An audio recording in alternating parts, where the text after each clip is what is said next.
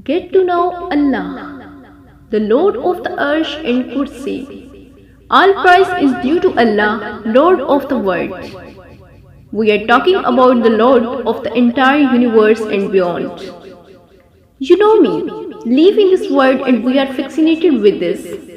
Word which Allah Salawat indeed has created in a beautiful manner. There are over billions of people which live on the world at this moment in time. The word is insignificant.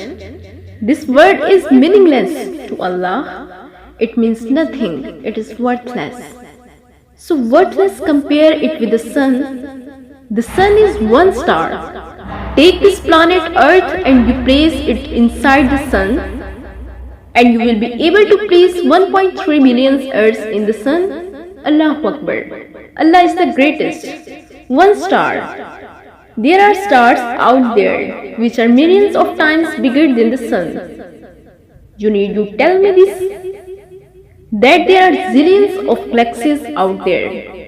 Let me tell you, this is everything here is within the first heaven, and Allah is the creator of 7 heavens. And the distance between the first heaven and the second heaven is 500 years. You know, the distance what can be covered in 500 years.